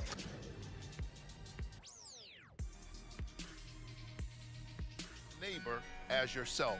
It's a value we all try to live by, but in Washington, it's been forgotten. It's clear our politics are broken, overcome by a selfishness that rewards money and power, leaving far too many of us out of the conversation. I'm Raphael Warnock, and I see you. I see too many communities left behind, too many hardworking people ignored. I'm running for Senate to be your voice. That's why I approve this message. We're at Mom's Kitchen in Preston, Georgia. It's a family business. I enjoy making people happy, giving them a good meal. But since COVID, we had to close our main dining room. We lost all of that business, and we used to do a lot of caterings. We can't do any of that anymore. David Perdue knew what was about to happen. He was getting classified briefings about the pandemic. But instead of him being concerned about us, he off selling stock. We had no idea we'd have to close our businesses off. We'd lose caterings, and so many people died. And then when we needed help the most, he fought against the stimulus checks and to cut unemployment insurance. Perdue needs to come out and Ossoff in. Early voting starts December 14th. You gotta make a plan to vote. I'm John Ossoff, and I approve this message. Who stood behind this pulpit was opposed by the powerful and wealthy. He was called a communist, that he hated the police and his movement would destroy America. They attacked his personal life and distorted his policies. Sound familiar? It should. The hateful voices of old Georgia are back. They attacked Reverend King. Now they're attacking Reverend Warnock. It's disgusting. It's wrong. But with Mitch McConnell and Kelly Loeffler, it's no surprise. The Lincoln Project is responsible for the content of this advertising. When you start thinking about the history in this country of voting rights, one of the things that people don't like to talk about was when you had Susan B. Anthony, who was battling Frederick Douglass. When you talk about the women's suffrage movement, there was some races in the women's suffrage movement. Yeah, that was real. And these races did not like the fact that black men got the right to vote through one of those Reconstruction amendments. I thought about that when I saw this story, where this was in Politico, and go to my iPad, please. Biden's Pentagon pick frustrates women who sought a different history maker. The story talks about all these women who felt that Michelle Flournoy should have been named as the Secretary of Defense. She served in a key role in the Pentagon under President Barack Obama. They keep saying this was the second time because they said she was passed over had Hillary won. Well, she wasn't passed over. Hillary Clinton didn't win. So she wasn't passed over. But the thing here is, and you got folks in here who are quoted as saying that, yeah, you know, look, we know General Lloyd Austin was picked, but. You know, and yes, he's the first African American as historic, but they really wanted a woman to be picked for this job. And so this is one of those things that, okay, fine, Michael, let's just break this thing down. If we want to talk about it. Politics are about the spoils go to those who win. 55% of white women voted for Donald Trump. 90+% of black women voted for Joe Biden. 80% of black men voted for Joe Biden. More black women and black men voted at a higher rate for Joe Biden and Kamala Harris than white people, than Latino people, than Asian American people in this country. Numbers don't lie. Right. So, you know, this whole deal of like, and so I just thought it was interesting reading this story. And the story says, but Florida backers, while stressing they have no personal beef with Austin, nonetheless said the former Undersecretary of Defense was the better choice, not merely because of her gender, but because she was the most qualified candidate. I mean, Lord Austin's a 4-star retired general. Granted, he has to get a waiver from the House. Yes. You got to get a waiver because, again, the Pentagon is supposed to be covered by civilian, and he has not been retired for 7 years, which is part of the law there. But, again, it's interesting, again, this dynamic. And the article, here's the other deal. The article says Biden's pick frustrates women. White women? Yeah, which women are you referring to? I'm just saying, white women? Because I go ahead. Well, you know, so once again, when you deal with first of all, when you deal with the Democratic Party, you're dealing with a big tent, number one. But you're right. African Americans overwhelmingly supported Joe Biden. Lloyd Austin is more than qualified. Now that doesn't mean Flournoy is not qualified, but you have, I think, some how should we say, some white female grievance, I think also that you have in this as well. And you're right, it does remind you of Susan B. Anthony and Frederick Douglass, because the white suffragists, the white feminists who were fighting for the right to vote for women, they took offense to the fact that African-American men in 1870, because of the 15th Amendment, got the right to vote before they did. And they were saying, wait a second, these are former slaves. Many of them are former slaves. How did they get the right to vote before we do? Okay? And this caused some tension, because, you know, you're going to have some of them that were abolitionists. But they're like, hold on, wait a second. We want you to be free, but how you going to vote before we do? Okay, so yeah, this kind of reminds you of something like that also, you know, with this conflict here. But you know, hey, we'll see what happens. Candace, again, when I see headlines like that, you know, women, I mean, my first instinct, did y'all ask any black women? Right. I think that you're right. Did you ask any black women? I think the answer is no, and that's how they came up with the headline. But it also reminds me of the fact that when we're in the workplace, and I mean black women and white women, we do understand the hierarchy of how it goes when it comes to moving up the job ladder and when it comes to getting what you want at work. It goes, and correct me if I'm wrong, and this is how I see it and the people in my circle see it, you've got white men, and then you've got black men, if they happen to be there. There might be the O and O, the one and only, but if they're there, they're going to get more respect. And then next, you have the white woman, and then you have the black woman. So I think that just is an example of what you're saying, in that there is a hierarchy, and white women are mad about it, and they're still mad about it. And we see this coming out in headlines like this. It makes sense. I see it in the workspace, and I think that this is what we're seeing. Rena. Well, that waiver you talked about, Roland, Matt has had to have that same waiver as well. Right. But I woke up this morning and I saw a tweet from Congresswoman Elisa Slotkin talking about being critical of the Trump of General Lloyd Austin, and I should read it. She said, "I have deep respect for General Lloyd Austin. We worked together when he commanded U.S. forces in Iraq, when he was vice chief of the Army, and when he was the CENTCOM commander. But choosing another recently retired general to serve in a role designed for a civilian just feels off." And my first instinct really was, is this what you're going to come with after everything we've been through as a country these past 4 years? Not just unconventional picks across the board. Well, Madison and McMaster certainly were the types of picks that Republicans, by and large, applauded for the Trump administration. But what I didn't love about the Congresswoman's tweet is that I just felt in my gut that would this tweet have come if it was anybody else? And we know that Jay Johnson has also been somebody who was sort of in contention as well. Michelle Flournoy, yes, she's beloved. But I think the Congresswoman, Elisa Slotkin's tweet indicated exactly what we know is at play here, is that if it's a Black person ahead of a white woman, what are we talking about here? It's a discomfort.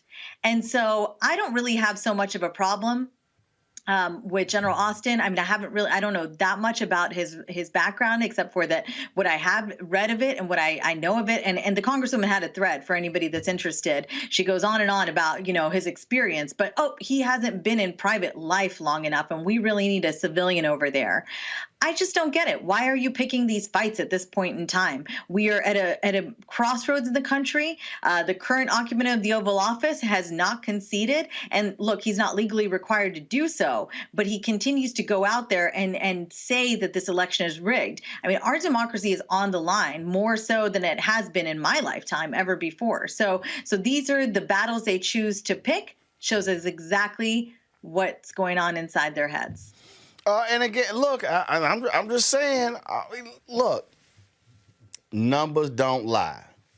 55% of white women voted for Donald Trump. 5-5. An increase of 2% over 2016. Right.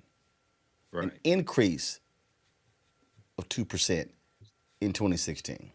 So, but part of my deal here also deals with how media frames these things when they say women take exception to this. When again, my mind goes, are we talking about Black women?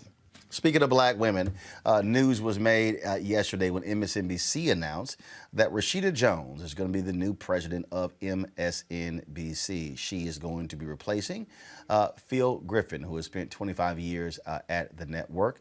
The decision to name her president means that she becomes the first African-American to run a major news. I didn't say first Black female executive. In the history of news, no African American has ever run a network news division. Not one. Okay? Not one. And so what's important here, what are we showing here? I don't thank you. What was that? All right. So just keep it on Rashida. So here's the deal with this right here, with what's happening here. If you look at the numbers, at CBS News right now, Kim Godwin is the number 2 at CBS News. Mark Whitaker, who was awful at CNN, I was there.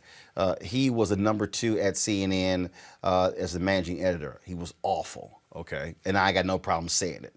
So when you look at these networks, you have never had an African-American who has ascended to run a news network. Now, let me unpack this. Candace. It is absolutely, I'm a huge believer. It's important that we are in all of these places. But what we're talking about here, and this is why this is important. This is important, Candace, because this is an operational role. Okay? And the reason that is important is because for long, if you go back to the Kerner Commission report in 1968, where they examined the race riots in 67, they said there were two nations, one Black, one white, and they called on the media to diversify. So for the longest, African Americans have talked about, the excitement of seeing faces on the air. And so recently they announced that Jonathan Capehart, Tiffany Cross are going to be hosting weekend shows, one on Saturday, one on Sunday on MSNBC. as the Vice President Digital for the National Association of Black Journalists, I have been making the point that it's the operational roles important. Because why is that? Because Rashida Jones as president becomes the person who picks who goes on the air. Right. That's what the power is. She will be controlling the daily news meeting in terms of what the direction is for the network, digital and linear, all day. And so, and that's the thing that because see, every day when I'm looking at Deadline.com, I'm looking at Variety and The Hollywood Reporter, and I'm looking at The Wrap, and I'm looking at all of these different positions. They're being hired at Netflix and Warner Media and Disney. I'm looking at the faces, and the reality is this here. There are very few black faces who are hired in these operational roles. Oh, no. I get, so-and-so got a development deal over here at this network, and so-and-so got this deal over here. And let me tell you something right now. And I get it. I need people to understand that people say, oh, yeah, but Stephen A. making $8 million a year at ESPN, and Robin Roberts is making $15 million at Good Morning America. Mm-hmm. Guess what the executives are making? Mm-hmm. And they don't have to worry about hair and makeup and how their nails look and what people are saying about them. And they can do those jobs, man, until they're 70, 75, 80, make it go on. They are operating in the millions. That's where we begin to understand the power dynamic. And so I think for a lot of us, it's great to see the faces being hired on air, which is important. But we had better focus on also challenging these companies to make sure we're getting hired for the power positions, and that's the operational jobs. Candace, go ahead. Absolutely. Roland, I teach TV, and I put a lot of African-American men and women out in the field to be reporters and to be in newsrooms. They tell me the same thing all the time. I am the O&O in my newsroom, or one of two. By O&O, I mean one and only. So, and generally along my career, that has been the case, that you look up, you're the only one kind of really having the opportunity to advocate to say what goes in the news. Because once something goes in the news, then it becomes part of people's conversation. Then they see it as important. This is a connecting the dots, just like you were saying. If they see it as important, then they're going to, put it on the top of their agenda in terms of what we need to vote upon or what makes, what's right, what's wrong. If people are talking about it, then it's going to be on somebody's agenda. So we need people at the table. And you're right. This is very important because she is going to be making decisions about who goes on air. I think that we've started to see the changes already, as you've seen, because not only are they on air, but as you know, as being the host of a show, you also make decisions. You're at the table. You're coming up with the rundown to say, this stays, this goes at the top of the show. What type of guest do I want? I'd like to have more diversity. We need somebody who's Latino. We need somebody who's Native American. We need all of these things. So this is a big deal and a long time coming. And just like any other position that somebody gets that's big who's African American, we're going to start seeing people change their views about how they see people in the newsroom in roles of power because they are just not there. This is the thing, frankly, Michael, when we talk about, again, I'm going back to Black power. Yes. Black power. It's understanding how it's being used in leverage. The point that Candace just made, I am not just the host of the show. I'm the managing editor of the show. That was the case when I was at TV One as well, which meant I had final say-so on the editorial content of the show. That is the key. Who controls the narrative? What stories are now being emphasized over other stories? What now becomes the messaging? Where we begin to shift resources? What parts of the country do we go to?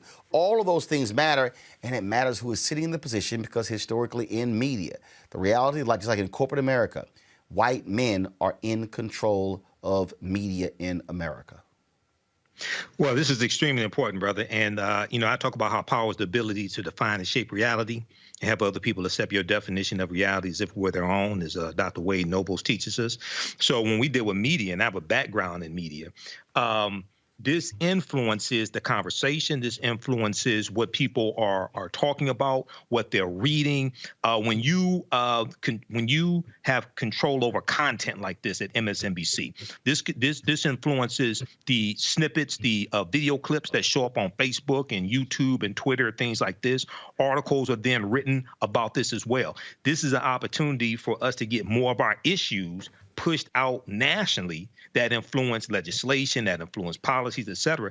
But it's also important for us to understand we African Americans pay for these positions because these positions are because advertisers, corporations advertise with MSNBC.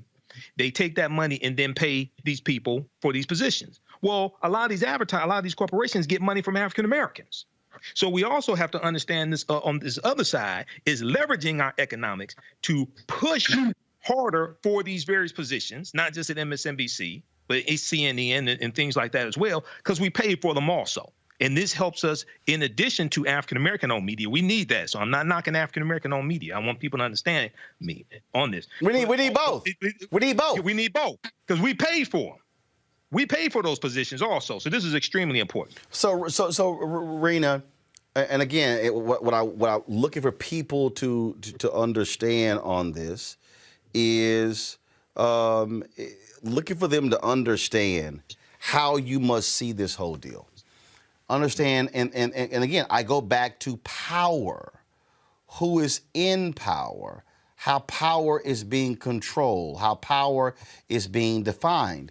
Because now, having Rashida Jones sitting in the position of president, now it's who are the contributors? That's right. Who are the correspondents? Who are the executive producers? Who are the senior producers? Who are the line producers? Who are the associate producers? Who are the interns? And again, all those things matter. And now, again, now you're able to now bring that. And this is where also, with a Rashida Jones being in as president, and this is the key, and see, this is why I need people to understand, everybody out there, when y'all, because I go back to 2009, when I criticized the Obama White House for the lack of black people in the press office, because I say it is, who's a junior now becomes a senior in the next administration. And so what then happens is when Rashida Jones comes in now as president, she can now install her own team. That's right. And so guess what? What if all of a sudden, Rashida Jones goes, well, you know what? My vice presidents and my EVPs and my SVPs, I want more black people. I want more Latino people. Now I'm assembling my own team. Now, folks, listen, what that now does is Rashida now is positioning the next wave of senior black and Latino executives where other companies then begin to hire. So if all of a sudden, if her team of 20 execs are mostly white, she comes in and all of a sudden it's now 50, 60% or more people of color because Jeff Zucker's out at CNN, when Warner Media gives him the boot, they're going to be looking to play. Who do we hire? The reason we are never in position for the power positions is because we never ascend to a senior level. And so that's why you got to have black people who, when they do get power, they are committed to saying, I'm not going to be the only one. And they're going to say, I'm going to hold that door open. Damn, hold it open. I'm going to go blow the hinges off.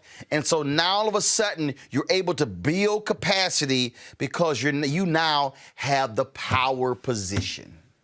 That's right. Media has such an impact on our lives, as we've seen over the years. I mean, it's just grown and grown. And how we see the world is shaped by major networks like MSNBC. So I just want to take a pause here and say that when I saw this news about Rashida, I actually ended up shedding a couple tears. And I really get goosebumps because it's just so big. It's so big. I was celebrating this whole time the Biden-Harris transition. as it goes along, and they're naming women and people of color, and they're really changing what the executive branch looks like because there's been such little diversity. And then I look at news and I see this beautiful Black woman who seriously is going to be a power player that is setting the narrative for years to come. It just makes me so happy having become a part of all this, not as a journalist in any way, but as an opinion contributor, as an expert guest. I have to say, number one, my hat's off to you, Roland. I met you in 2017. I started coming here on your show. And in 2018, I was invited on MSNBC, and I've been going there since June of 2018. You create a pipeline. Media needs a pipeline, and we can't do it unless it's all done this way. So yes, there needs to be Black media, as equally as important as Rashida being named president over at MSNBC. This is all of an above effort, because what it does really at the end of the day, it lifts others as we rise. And because I started coming on this show, I've met so many incredible people that have lifted me in my rise. And I am trying to look back and do the same, because this is the thing. If we don't tell our stories, there's somebody out there telling them for us, and they're not being told authentically. And frankly, then the nation is being done a disservice, because we don't have the nation's diversity, the growing diversity of the American electorate reflected in how our news is given to us. Because people often think that, look, the news is spoon-fed to us through a variety of outlets these days. Some of that's true. Actually, a large bit of that is true. But there remains these fundamental shifts in news. And one of the greatest ones is in how opinion contributors and expert guests like myself routinely join broadcast journalists on air to augment conversation. Right. And that's really important for average Americans to know, is that I'm not out there giving you a factual take. I'm giving you an opinion take. And so when we realize how media works for us, then we became a more engaged, informed citizenry, and the country is better off for it. And just one last thing about lifting others as you rise, because I see what Cesar Conde, who was named the chairman of NBC Universal Group back in May of this year, I see that he's really doing good on his promise and his commitment. He set a goal of having a 50% diverse workforce across his division back in July, and I think this is really monumental with Rashida at the helm there. We're going to see some shifts. It's not just about who's appearing on air, it's about when they're appearing on air as well. So allow me to make this final point to pick up on what Rita said when she talked about pipeline. When you are intentional with it. And no, go back to the panel, because I'm doing this for a reason. Okay, so you see the announcement, Tiffany Cross getting the show on MSNBC. Here's how she got on TV One. Jamal Simmons hits me up and says, hey, Tiffany Cross has this newsletter called The Beat. He said, man, she'd be great for your show. I was like, all right, cool. So then we booked her. Then we started booking her more and more and more. To Rena's point, all of a sudden, other networks start calling. The exact same thing happened when I put Angela Rye on my show. I just sat there. I got a television on right here. I keep it on. I just saw Paul Butler, legal analyst on MSNBC. Right. Y'all, go to YouTube. You can see Paul Butler, Georgetown professor, when he was on my TV One show, Washington Watch, back in 2009, before MSNBC called. I can go down the list, the number of people, Shermichael Singleton, Paris Denard. I can go David Swertlick. I mean, we can go. Everybody's talking about Lauren Coates. Man, people are, oh my God, I saw Lauren Coates filling on CNN. Guess where the first show she filled in? My TV One show. What I'm trying to get everybody to understand is the issue is not, yay, a black executive. The issue is, how do we as African Americans, when we are in a position of power, create the opportunity for others who would ordinarily be ignored to be able to come into the door? I spent 6 years, I need y'all watch and understand, I spent 6 years at CNN, and I watched how contributors got blocked. I watched how great voices never got a shot. And I said, nah, I'm gonna do that. So when I hosted, when I filled in, when I did specials for CNN, no, we're gonna put that person on. Y'all, I'm cracking up laughing watching Steve Kornacki getting all this love. I can show y'all when he was on pilots I did at CNN. Guess who was a guest on a pilot I did at CNN? Rachel Maddow. Guess who was on pilots that I did at CNN? Melissa Harris Perry. So what I'm trying to say is, this is where, when we get in positions of power, we must use the power. That's right. That's what they've done. Use the power. And when you use the power, and then all of a sudden you begin to infield, that's why I can sit back. You ain't got to shout my name, but when I turn that TV on and I see a black person, Gianno Caldwell's on Fox News right now. Where did he get his start? On TV One. Y'all, that was deliberate. It was deliberate. But the only way that happened is because I had the power to make it happen. And so that's what's key for our audience to understand. We must, when we get the power, we must celebrate it, and then we must use it. Panel, I appreciate it. Thank you so very much. Candace, Michael, and Marina, I appreciate it. Coming up next, our Black Business segment, we'll talk with Chef Huda about her line of spices next on Roland Martin Unfiltered. You cannot fulfill your life if you're not willing to engage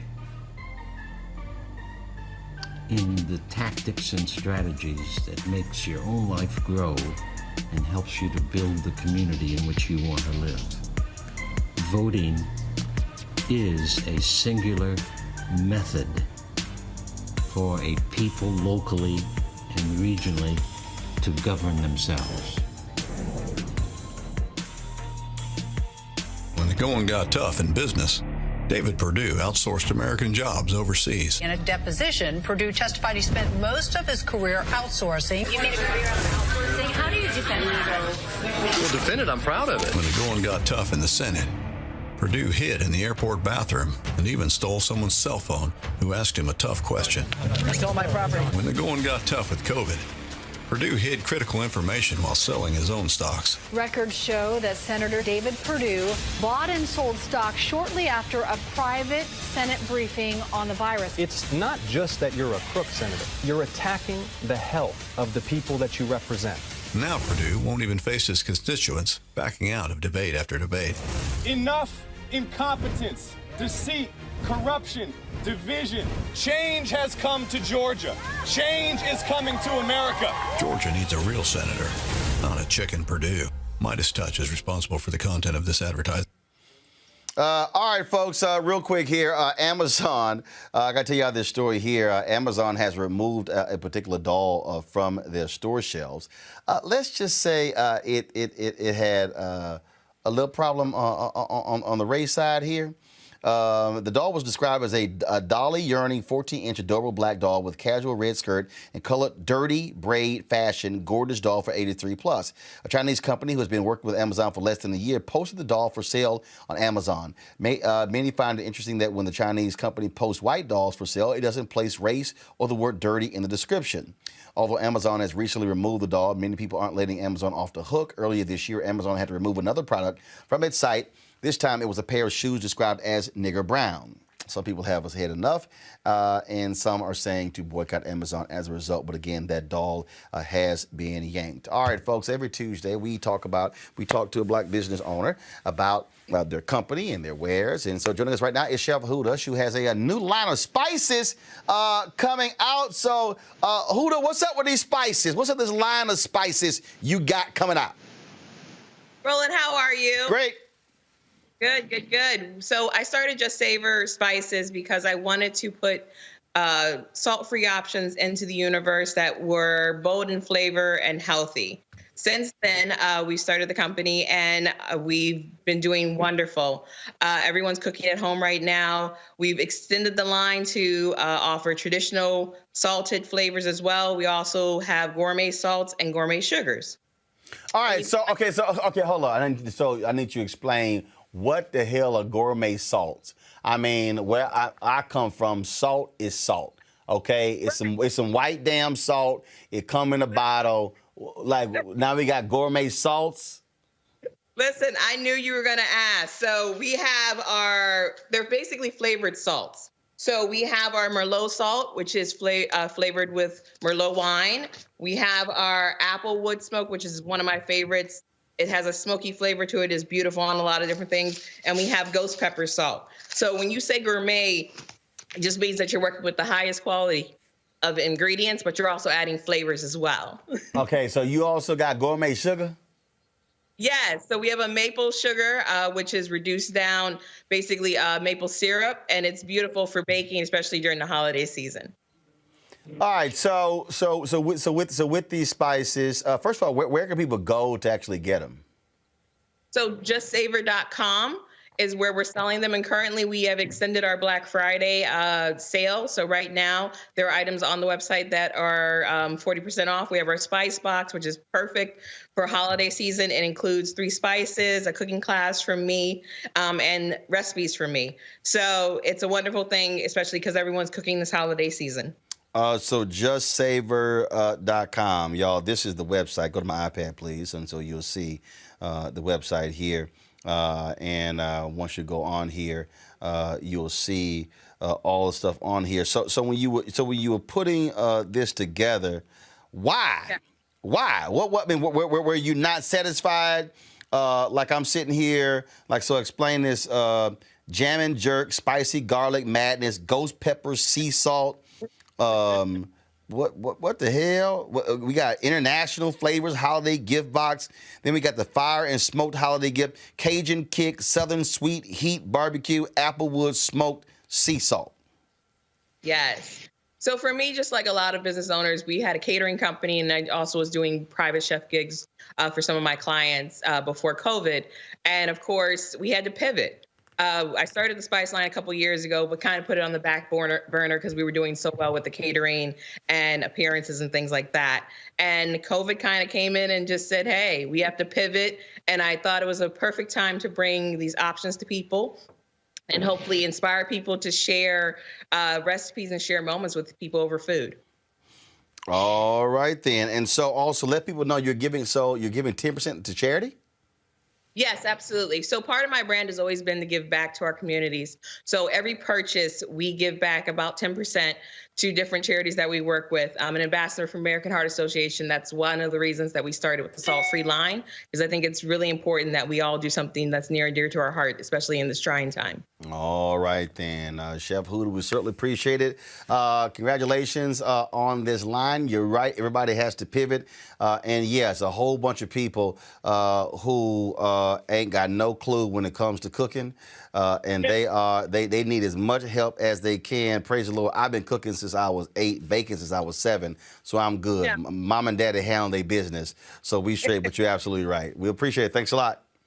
Thank you for having me. Happy holidays. All right. Thank you very much. Hey, y'all, when I was talking about, of course, Rashida Jones, I had it up. I did not go to my iPad. Go to my iPad now, please. Give a shout out to Monica Richardson. She also, on the same day Rashida Jones was named as the president of MSNBC, Monica Richardson was named as the first black African-American to lead the Miami Herald newspaper. So I wanted to be sure to shout out Monica there as well. All right, folks, that is it for us. If you want to support what we do here at Roland Martin Unfiltered, the segment we just did there with Chef Huda is a perfect example of what I'm talking about by pipeline and power, and that is the ability to be able to. So we created that segment specifically to allow black businesses to be able to come on and talk about their particular products. And so people send me emails, and so we take a look at those and we see who we have on. Last week we had the folks, of course, with the face shields, and so I got an email from the CEO who said that man, they got a number of orders came in